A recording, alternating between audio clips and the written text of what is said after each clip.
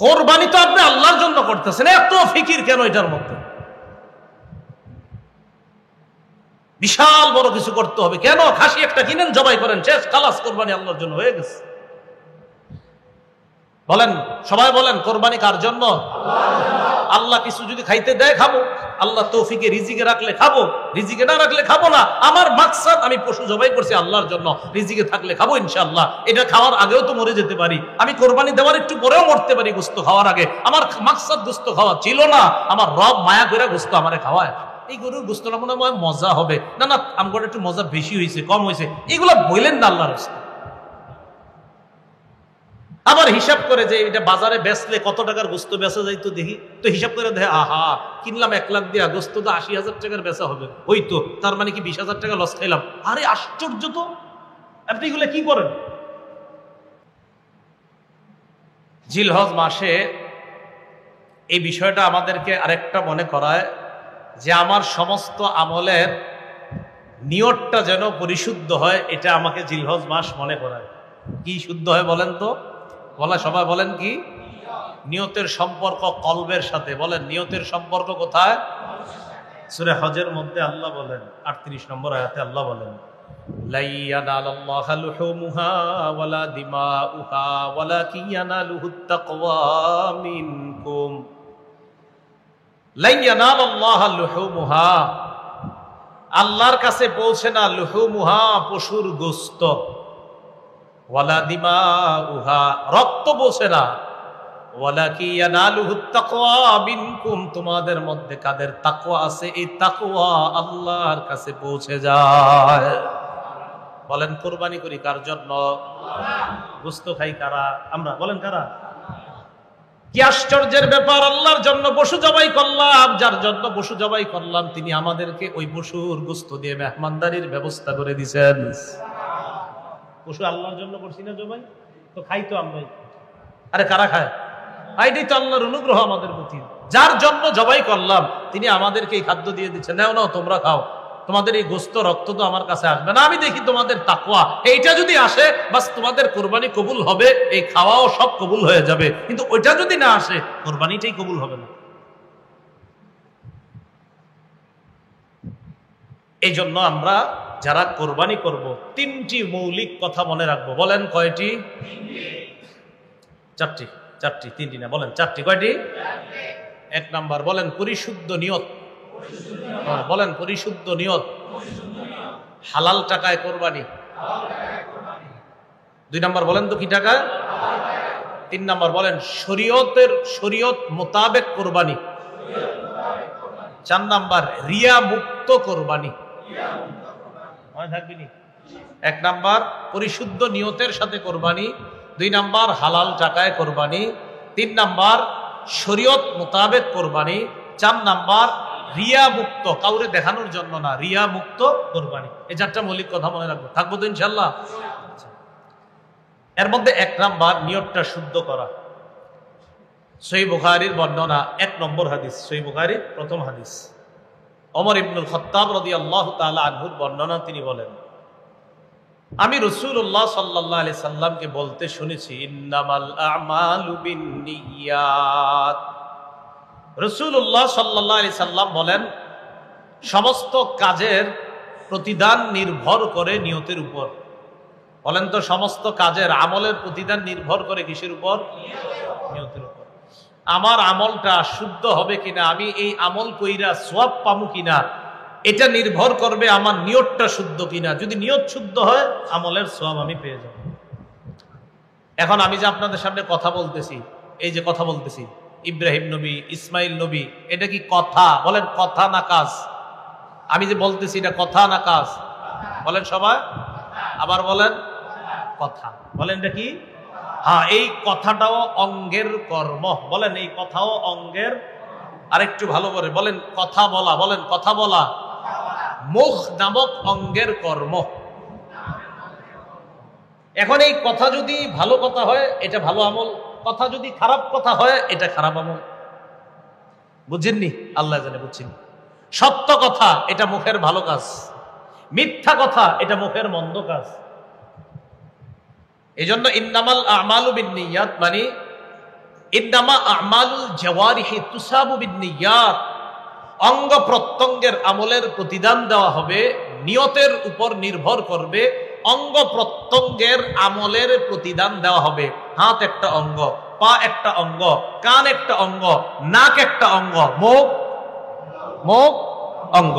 এই মুখ দিয়া যা করব এটাও আমল, মুখ দিয়ে যা করবো এটা আমল। হ্যাঁ, আমি মুখ দিয়ে বলছি এটা কথা, এটা মুখের, এই যে মুখ দিয়ে বলছি এটা আমার কথা, তবে এই কথাটা মুখের একটা কাজ। কি মুখ কি করছে এখন? মুখ এখন কথা বলছে। এই মুখের কথা যদি ভালো হয় এটা ভালো আমল, মুখের কথা যদি খারাপ হয় এটা খারাপ আমল।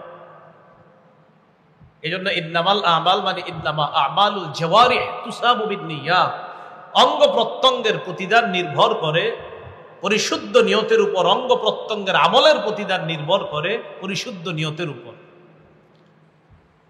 এই ইন্নামাল আমালু বিন্নিয়াত হাদিসটাকে ইমাম শাফি, ইমাম আহমদ ইবনে হাম্বল রাহিমাহুল্লাহ তারা বলেন, এই হাদিসটা সুলুসুল ইসলাম, ইসলামের 3 ভাগের 1 ভাগ। পুরা ইসলামকে যদি 3 ভাগ করা হয়, শুধু এই হাদিসটা হবে ইসলামের 3 ভাগের 1 ভাগের ব্যাখ্যা। ইন্নামাল আমালু বিন্নিয়াত। তা আপনাদের মনে আসেনি? কয়টা কথা মনে রাখতে হবে? 1 নাম্বার শুদ্ধ নিয়ত, 2 নাম্বার হালাল। সহিহ বুখারীর বর্ণনা 52 নাম্বার হাদিস, নুমান ইবনে বাশীর রাদিয়াল্লাহু তাআলা আনহুর বর্ণনা। তিনি বলেন, قال رسول الله صلى الله عليه وسلم الحلال بين والحرام بين। রাসূলুল্লাহ সাল্লাল্লাহু আলাইহি সাল্লাম বলেন, হালাল স্পষ্ট, হারাম স্পষ্ট। ওয়া বাইনাহুমা মুশাব্বাহাত ওয়া ফি নুসখা ওয়া বাইনাহুমা মুশতাবিহাত। হালাল স্পষ্ট, হারাম স্পষ্ট, এই দুইটার মাঝে কিছু বিষয় আছে অস্পষ্ট। ফামান ইত্তাকাল মুশাব্বাহাত ওয়া ফি নুসখা ফামান ইত্তাকাল মুশতাবিহাত। কোন ব্যক্তি যদি সন্দেহযুক্ত জিনিস থেকে বাঁচে, ফাকাদ ইস্তাবরা লিদীনিহি ওয়া ইরজিহি, ওই ব্যক্তি তার ধর্ম এবং তার মর্যাদা হেফাজত করে নেয়। যেই ব্যক্তি সন্দেহযুক্ত জিনিস থেকে বাঁচে, সে তার ধর্মকে রক্ষা করলো, তার মর্যাদাকে রক্ষা করলো। এখন আপনাদের কমন প্রশ্ন, হুজুর আমরা 3 জন শরীক, এর মধ্যে ওই উত্তর পাড়ার আব্দুর রহিমের টাকাটা একটু সন্দেহ লাগে আমার কাছে, তো সন্দেহ লাগলে এরা নিচ্ছেন কেন? শরিকানার একজনকে সন্দেহ লাগলে এরে নিতেছেন কেন? কথার কথা সন্দেহের মধ্যে 2টা দিক, হুজুর হালালও হতে পারে হারামও হতে পারে। আল্লাহ না করেন যদি হারাম হয় তো সবার কোরবানি বাতিল, আর হালাল হলে ঠিক আছে। তো এখন কথা হলো সন্দেহ যেহেতু, এটা কইরেন না আপনি। এই জন্য মাথায় রাখবেন, সন্দেহযুক্ত জিনিস থেকে বাঁচলে মাসালাও জিজ্ঞাসা করা লাগে না। এটা কিভাবে আমি প্রায় সময় বলি, 2টা ধান ক্ষেত, এই ধান ক্ষেতের মাঝখান দিয়ে একটা ছোট্ট আইল আছে, 2 পাশে 2টা রাস্তা আছে। এই 2 রাস্তা দিয়ে আপনি সহজে রাস্তা পার হতে পারবেন, আবার ধান ক্ষেত 2টার মাঝখানে ছোট্ট আইল দিয়েও পার হতে পারবেন। আপনার উচিত হলো 2 পাশে 2টা বড় রাস্তা আছে, এগুলো দিয়ে চলে যাওয়া। আপনি এটা না কইরা ধান ক্ষেত 2টার মাঝখান দিয়ে ছোট্ট একটা আইল, যে আইল দিয়ে চলার সময় 2 পাশের ধান ক্ষেতের ধান আপনার জামার মধ্যে লাগে কিনা? আপনি ওই পাশে রাস্তায় উঠছেন গিয়ে, এখন আপনার জামায় 12, 13, 20টা ধান 2 ক্ষেত থেকে লেগে গেছে। এখন মাদ্রাসায় ফোন দিয়েছেন কুমিল্লা, ফোন দিয়ে মুফতি সাহেবরে জিজ্ঞাসা করলেন, হুজুর এরকম আমি আরেক 2 জনের ধান ক্ষেতের মাঝখান দিয়ে আসছি, আসার সময় আমার জামার মধ্যে কিছু ধান লেগে গেছে, এখন কি করা? তো যদিও মুফতি সাহেব ফতুয়া দিয়ে দিবে এটা তো তোমার অনিচ্ছায়, রাস্তা দিয়ে আসার সময় 2-4টা ধান লাগতেই পারে। এখন আমার কথা হইল, আপনি এই মাসালাটা দরকার হইল কেন? এটা কোন হ্যাঁ, আপনি ইন্দে যেতে গেছে, আপনি মাঝখান দিয়ে যাওয়ার কারণেই তো এই মাসালার জন্য ফোন দেওয়া দরকার। এই জন্য আমি বলি, সন্দেহযুক্ত জিনিস থেকে যারা বাঁচে ওদের মাসালার দরকার হয় না জীবনে। হারাম তো আপনারা সবাই চিনেন, হারাম কোনটা হালাল কোনটা মাশাআল্লাহ কম বেশি সবাই জানে, কিন্তু সন্দেহযুক্ত জিনিসগুলা মানুষ যখন করে তখন এই ফোন দেয় কুমিল্লা মাদ্রাসা, বিভিন্ন মাদ্রাসা, হুজুর একটু ঝামেলা, কি এই বিষয়টা একটু হটকা, কি করতে পারি? তো আমার কথা হলো, আপনি যেটা সন্দেহ এটা গেলেন কেন? 2 পাশে 2টা সুন্দর রাস্তা থিয়া মাঝখান দিয়ে আপনারা হাঁটতে গেছে, কি এটা কোন? 2-4টা ধান যদিও লাগলে আপনি মাফ, মুফতি সাহেবরা ফতোয়া দিবে, এটা সমস্যা নাই, কিন্তু আমার কথা হলো মাসালাটার দরকার হইল কেন? ইন্দে কেন হাঁটলেন সেটা বলেন। এই জন্য রাসূলুল্লাহ সাল্লাল্লাহু আলাইহি ওয়াসাল্লাম বলেন, সন্দেহযুক্ত জিনিস থেকে বাঁচলে সে তার ধর্ম, তার মর্যাদা রক্ষা করবে। আল্লাহ বুঝার তৌফিক দান করেন। তো হারাম টাকায় কোনো শরীককে তো নিবিনই না কোরবানিতে, কিন্তু সন্দেহ যদি থাকে, আমি বলবো সন্দেহ থাকলে তার থেকেও দূরে থাকেন। আর আপনাদের উচিত হলো, যদি পারেন, সামর্থ্য থাকলে একা দেন। একা দিলে, হালালটা দিলে আপনারটাই দিছেন, হারামটা দিলে আপনি দিছেন। হ্যাঁ, ঝামেলা নাই, আপনি জানেন কি দিছেন না দিছেন। শরিকানা যখন নিবেন, নিলে বুঝে শুনে। এই জন্য আপন 3 ভাই, আপন 4 ভাই, আপন 2 ভাই দিলে এটা খুব ভালো। কারণ আপন 3 ভাই যখন একসাথে দেয় কোরবানি, 3 ভাই জানে আমরা 3 ভাই কি কামাই করি না করি, তখন তাদের মাঝে এই সন্দেহগুলা কাজ করে কম, হারামের বিষয়টা, এই ঝামেলাটা কম আসে। কিন্তু যখনই আপনি অন্য কাউকে নিতে যাবেন, তখন এলাকার 5-6 জন বলবে, কিরে কারে নিলি কোরবানিতে, কেন জানোস না ওর সমস্যা আছে? এই তো আপনার ভিতরে শুরু হয়ে গেল ঝামেলা, হয় কিনা বলেন বিষয়গুলো? তো এই জন্য সন্দেহ যেখানে আছে, এখান থেকে আমরা বেঁচে থাকবো। আল্লাহ কথাগুলা বোঝার তৌফিক দান করেন। তাহলে আসেন, 1 নাম্বার নিয়ত শুদ্ধ, 2 নাম্বার হালাল সম্পদ দিয়ে কোরবানি দেওয়া, 3 নাম্বার শরীয়ত মোতাবেক কোরবানি কিভাবে জবাই করব, পশুটা কিভাবে জবাই করব না করব। পশু যখন জবাই করব, আমরা কোন রগটা পর্যন্ত কাটতেই হবে, যেটা না কাটার আগ পর্যন্ত পশুটার কাছে ছুরি লাগায় আপনি চলে গেলেন, কসাই পরে জবাই করলো, এই বিষয়গুলা খুব ভালোভাবে। এই জন্য আলেম যখন কোরবানি করে, অনেক কসাইরা আপনারা থাকেন, আপনারা কি করেন, যে হুজুর একটা পুষ দিয়ে চলে যান। না, উনি পুষ দিয়ে চলে যান মানে একটা রগ আছে, যেই রগটার মধ্যে ওইটা লাগতে হবে, লাগার পর এরপরে ওইটার জীবন যায়, জান যায়। ওই রগ পর্যন্ত অন্তত কাটতে দেন, এর আগ পর্যন্ত আপনি তাকে সরাই দিয়েন না। আমি কিন্তু জবাই করি না, আমার বলতেছি না, যারা করে জবাই, এটা করা উচিত। অনেক আগে 10-12 বছর আগে 1টা বা 2টা পশু জবাই করছিলাম, জবাই করার সুযোগ হয় না বা কোনো কারণে করি না। এখন যাই হোক, এই যে এই কাজটা আপনারা যারা জবাই করবেন, ওলামায়ে কেরাম বা ছাত্র যারা জবাই করবেন, খুব এই জবাইয়ের সময় যেই রগটা আপনার, যেই রগটা অন্তত কাটতেই হবে, যেই রগটা কাটলে তার জানটা যায়, ওই রগ পর্যন্ত আপনি চাকুটা চালাবেন। এরপর আপনি ঠিক আছে, ওরা দেখবেন মাঝখানে এইভাবে একটা আঘাত করে কসাইরা, এই কাজটা করতে দিবেন না। গরুর এই জায়গায় মাঝে একটা এইভাবে দেয়, এটা করতে দিবেন না। তো যাই হোক, শরীয়ত মোতাবেক করা, কোনো বেদাত যেন আমার কোরবানির মধ্যে প্রবেশ না করে, কোনো বেদাত যেন প্রবেশ না করে। এটা কেমন?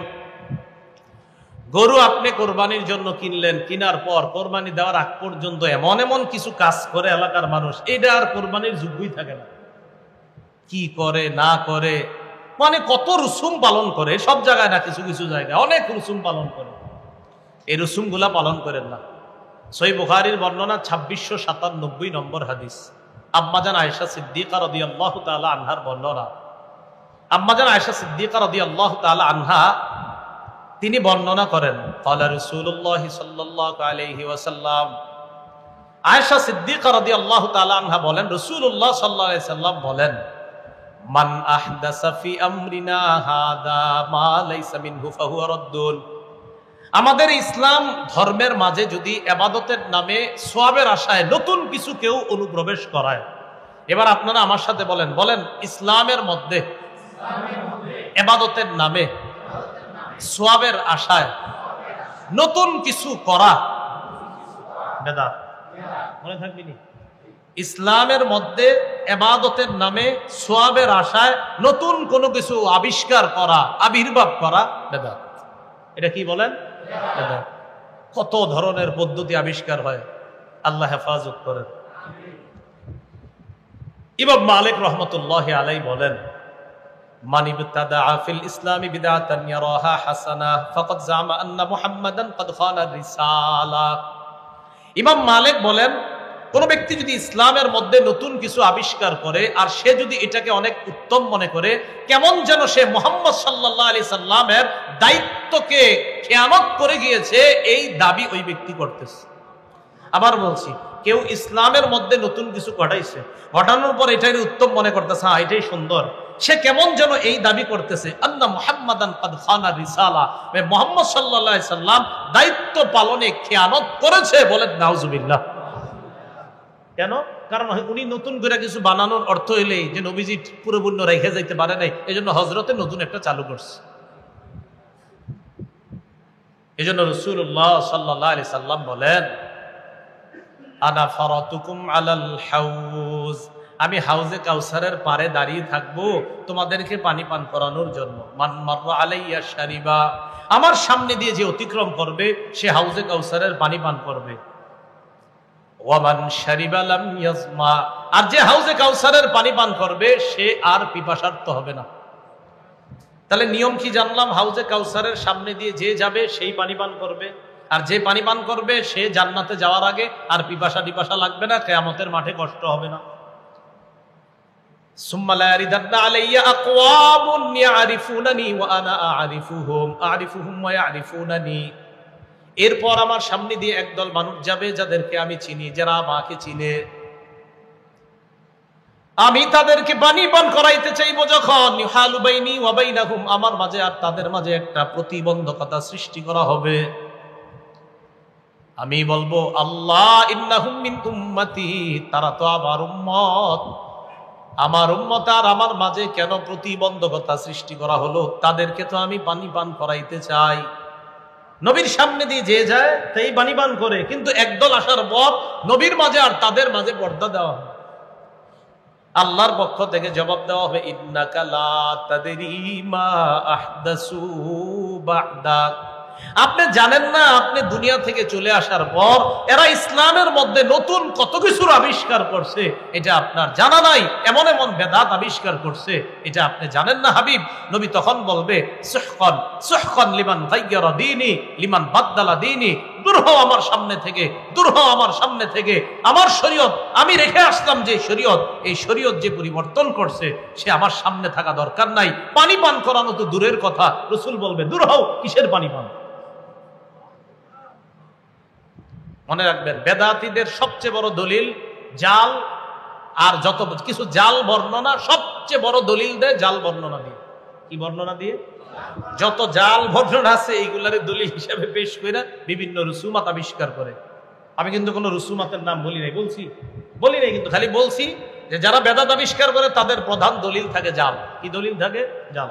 এখন দেখেন এই কথা ওই ব্যক্তি তার গায়ে নিবে যে জাল বর্ণনা করে, বুঝেন নাই? আমার এই কথাটা ওই ব্যক্তি তার গায়ে নিবে যে জাল বর্ণনা করে, আর যে জাল বর্ণনা করে না তিনি গায়ে নিবে না। তো দেখবেন আমি যে বক্তব্যটা দিলাম এই জায়গাটা, যে বেদাতি যারা নতুন বেদাত চালু করে এদের মূল দলিল হয় জাল বর্ণনা। এরা বলবে হ্যাঁ সে কিভাবে বললো, আরে আমি কি আপনারে বলছি কেন, আপনি কি জাল বলেন? যদি কয় হ্যাঁ তাহলে তো আপনাকে বলছি, যদি বলেন না তো আপনাকে বলি নেই। মাথায় রাখবেন, আমি বললাম জাল প্রধান দলিল হয়, বেদাতীদের প্রধান দলিল হয় যত জাল বর্ণনা। এবং আমি কিছু কিতাব বলে দিতে পারবো, এই কিতাবগুলো পড়ে পড়ে এই জাল বর্ণনাগুলো দেয়। এর মধ্যে একটা জাল বর্ণনার অনেকগুলা জাল বর্ণনা, একদম জাল বর্ণনায় ভরা জাল বর্ণনা এমন কিছু কিতাব আছে। এর মধ্যে একটা বড় কিতাব আছে নাম নি'মাতুল কুবরা, এত জাল বর্ণনা এটার মধ্যে। এমন বলতে পারেন হ্যাঁ আপনি এটা বললেন, আপনি কি জাল বলেন? যদি বলেন হ্যাঁ তো আপনারই বলছি, যদি বলেন না তো আপনাকে বলি নেই। এটা আমার কথা সবসময় মনে রাখবেন, আমি কখনো কাউকে বলি না যে এটা আপনাকে, আমি বলি বলার পর সেটা যদি আপনি করে থাকেন তো আপনি শুধরাইয়া যান, যদি না করে থাকেন সেটা তো আপনার জন্য এ ওয়াজ না। কি ঠিক বলেন? যেই কথাটা বলছি এটা ঠিক, ঠিক আছে না? কথাটা বুঝে ঠিক বলছেন? হ্যাঁ। তাহলে বেদাতের বড় দলিল হয় জাল। বেদাতের বড় দলিল হয় কি? যত জাল বর্ণনা আছে এগুলা দলিল হিসেবে দাঁড় করাবে, এরপরে বলবে। আল্লাহ আমাদেরকে হেফাজত করেন। কোরবানির ক্ষেত্রে মৌলিক 4 কথা, এর মধ্যে 1 নাম্বার নিয়ত শুদ্ধ, 2 নাম্বার, 3 নাম্বার মানে বেদাত মুক্ত ভাবে কোরবানি করা, 4 নাম্বার কি? রিয়া। কি রিয়া ছাড়া, মানে লোক দেখানো ছাড়া কোরবানি করা। আচ্ছা পুরাটা বলবেন, রিয়া কি? রিয়া ছাড়া করা। তিরমিজি শরীফের বর্ণনা 2382 নম্বর হাদিস, 2382 নম্বর হাদিস, উকবা ইবনে আমির থেকে বর্ণনা। তিনি বলেন আন্না শুফাই আল আসবাহি দাখাল আল মাদিনা, বিখ্যাত তাবিঈ শুফাই আল আসবাহি মদিনায় আসছে। ফাইদা হুয়া বিআবি হুরায়রা, হঠাৎ মদিনায় এসে দেখে আবু হুরায়রা রাদিয়াল্লাহু তাআলা রাসূলের সাহাবী, তিনি হাদিস পড়াচ্ছেন।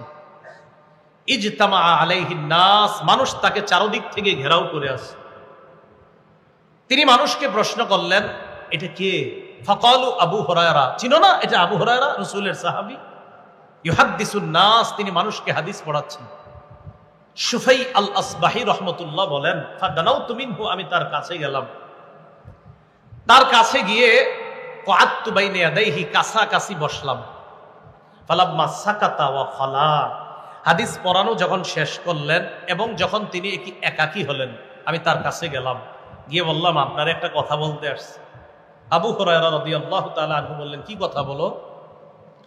তো বললেন, আনশুদুকা বিহাক্কিন ওয়া বিহাক্কিন লাম্মা হাদ্দাসতানি হাদিসান আর রাসূলিল্লাহি সাল্লাল্লাহু আলাইহি সাল্লাম, হাদিসান সামি'তাহু মির রাসূলিল্লাহি সাল্লাল্লাহু আলাইহি সাল্লাম, আকালতাহু ওয়া আলিমতাহু। আপনাকে আমি শপথ দিয়ে একটা কথা বলি, আপনি আমারে এমন একটা হাদিস শোনান যে হাদিসটা নবীর থেকে শুনছেন, বুঝছেন, জানছেন। কি সুন্দর কথা, যে হাদিসটা নিজে বুঝছেন, জানছেন, ভালোভাবে শুনছেন, এমন একটা হাদিস শোনান। আবু হুরায়রা রাদিয়াল্লাহু তাআলা আনহু বললেন, আফআলু, তুমি যেটা বলছো আমি এটা করছি, এখন দাঁড়াও। লা উহাদ্দিসান্নাকা হাদিসান হাদাসানিহি রাসূলুল্লাহ সাল্লাল্লাহু আলাইহি ওয়াসাল্লাম, আমি তোমাকে এখন রসুলের একটা হাদিস শোনাবো, যে হাদিসটা নবী আমাকে শুনিয়েছেন, এমন একটা হাদিস আমি তোমাকে শোনাবো। এই কথা বইলে কি হয়েছে জানেন? সুম্মা নাশাগা আবু হুরায়রা তানাশগা, আবু হুরায়রা রাদিয়াল্লাহু তাআলা এটা বইলে বেহুশ হয়ে গেছে। হাদিস বলছিনি, বলে নাই, বলছে শোনাবো, এটা বইলে বেহুশ হয়ে গেছে। ফালাম্মা আফাকা, ওনার যখন হুশ ফিরে আসছে,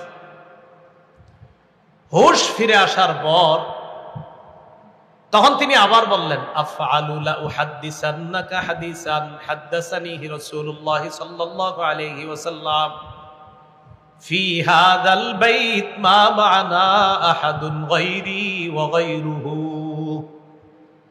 আমি তোমাকে এমন একটা হাদিস বলবো যে হাদিসটা নবী আমাকে এই ঘরে শুনিয়েছে, আমি আর নবী ছাড়া এই ঘরে তখন কেউ ছিল না, এমন একটা হাদিস আমারে বলছে, ওই হাদিসটা আমি এখন তোমাকে শোনাবো। তাহলে হাদিসটা গুরুত্বপূর্ণ। এটা বইলে আবার বেহুশ হয়ে গেছে। হাদিস শোনাইছিনি? শোনাইনি।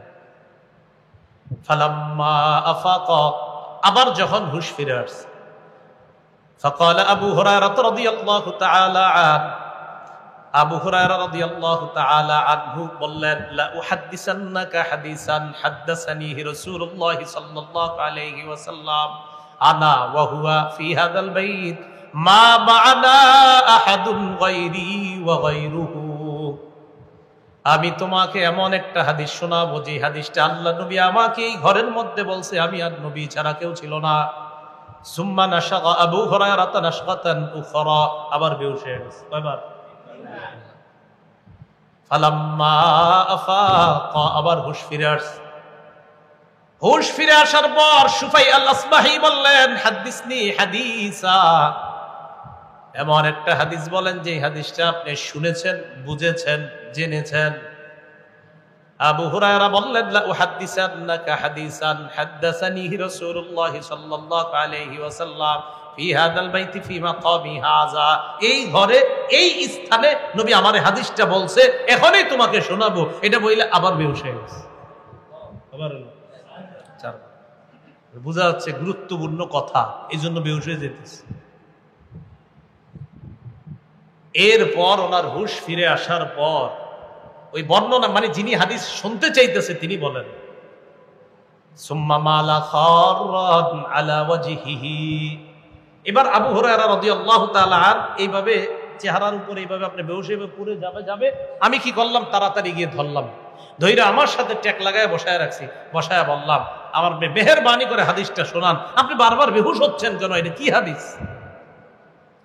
তখন আবু হুরায়রা রাদিয়াল্লাহু তাআলা আনহু বললেন যে আল্লাহ পাক রব্বুল আলামিন যখন কিয়ামতের ময়দান কায়েম করবেন, বান্দাদের বিচার ব্যবস্থা যখন আল্লাহ শুরু করবেন, আউয়ালু মান ইয়াদউ বিহি, সর্বপ্রথম আল্লাহ ডাকবেন এমন তিন ব্যক্তি, ডাকবে তো অনেক, এমন তিন ব্যক্তি, এর মধ্যে একজন রাজুলুন জামাআল কুরআন, যে ব্যক্তি কোরআন জমা করেছে, মানে আলেম হইছে, তাকে ডাকবে প্রথম। দুই নাম্বার, ওয়া রাজুলুন সাহিবুল মাল, টাকা পয়সাওয়ালা, দান করছে দুনিয়াতে, ডাকবে। ওয়ারাজুলুন কুতিলা ফি সাবিলিল্লাহ, আরেক ব্যক্তি যে আল্লাহর রাস্তায় শহীদ হয়েছে এমন তিনজনকে ডাকবেন। ডাকার পর আলেমকে আল্লাহ বলবেন, আমি তোমাকে ওই জিনিস শিক্ষা দিলাম, আল্লামতুকা আলা মা আনজালতু আলা রাসূলি, আল্লামতুকা মা আনজালতু আলা রাসূলি, আমি আমার নবীর উপর যা নাজিল করলাম এই বিদ্যা আমি তোমাকে শিক্ষা দিলাম। ফামাদা আমিলতা ফিমা উল্লিমতা, যা জানছো জানা অনুযায়ী কেমন আমল করলা? জবাব দিবে, আকুমু বিহি আনা আল-লাইলি ওয়া আনা আন-নাহার, সকাল সন্ধ্যা আমল করছে। আল্লাহ আল্লাহ বলবে, না, মিথ্যা কথা, কাযাবতা, তুমি মিথ্যা বলছো। তুমি কি বলছো? মিথ্যা বলছো। লিউকাল, তোমারে যেন বলা হয়, ইন্নাহু কারিউন, অমুকে বড় কারি, অমুকে বড় আল্লামা, অমুকে বড় আলেম, অমুকে বড় শেখুল হাদিস, অমুকে বড় মুফতি, অমুকে বড় মুহাদ্দিস, তুমি এই কারণে ইলম শিখছো। এটা আল্লাহ বলার পর ওয়াতাকুলু লাহুল মালায়েকা কাযাবতা, আল্লাহ তাকে বলছে তুমি মিথ্যা বলছো। ফেরেশতারা আল্লাহর কথা সমর্থন করে ওই বান্দারে বলবে, হ্যাঁ তুমি মিথ্যা বলছো। প্রথমে আল্লাহ বলবে তুমি মিথ্যা বলছো, ফেরেশতারা বলবে হ্যাঁ মিথ্যাবাদী তুমি।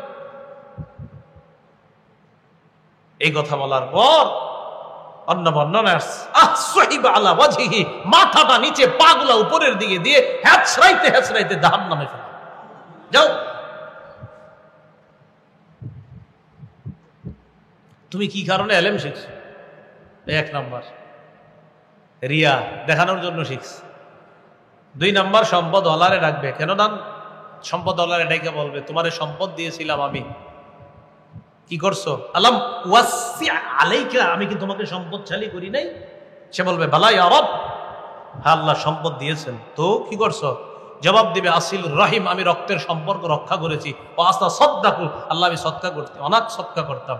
আল্লাহ বলবে মিথ্যা কথা। লিউকাল ইন্নাহু জাওয়াদ, ফুলানুন জাওয়াদ, যেন তোমারে বলা হয় অমুকে বড় দাতা, এই জন্য তুমি দান করতা। না হয় তুমি 5 জনের যাকাতের 5টা লুঙ্গি দিয়ে ছবি তুলে ফেসবুকে কেন দিছিলা বলো? 5 জন মহিলার 5টা শাড়ি দিয়ে তুমি ফেসবুকে ছবি দিছো, তো তোমার নিয়ত কি? তুমি তো এটাই নিয়ত তোমারে মানুষ বড় দাতা বলবে। হ্যাঁ জানি না, একটা কথার কথা, হয়তো ফেসবুকে দিছে এই নিয়তে যে আল্লাহ আমি দিলাম, অন্য আরো 10টা মানুষ দেয়, তাহলে ঠিক আছে, তার নিয়ত তো আমরা জানি না। কিন্তু যদি নিয়তটা এটা হয় যে আমি দিলাম, মানুষ দেখুক আমি কত বড় দাতা, নিয়ত জানে কে? আল্লাহ। তোমাকে বলা হয়েছে দুনিয়াতে অকৎকিল, তুমি বড় দাতা, দুনিয়াতে বলা হয়েছে যাও জাহান্নামে যাও, গেল জাহান্নামে। শহীদ আসো, আল্লাহ রাস্তায়, আমার রাস্তায় জিহাদ করছো তুমি না, কেন করছো? আল্লাহ কাতালতু হাত্তা কুতিলতু, আমি লড়াই করতে করতে শহীদ হয়ে গেছি।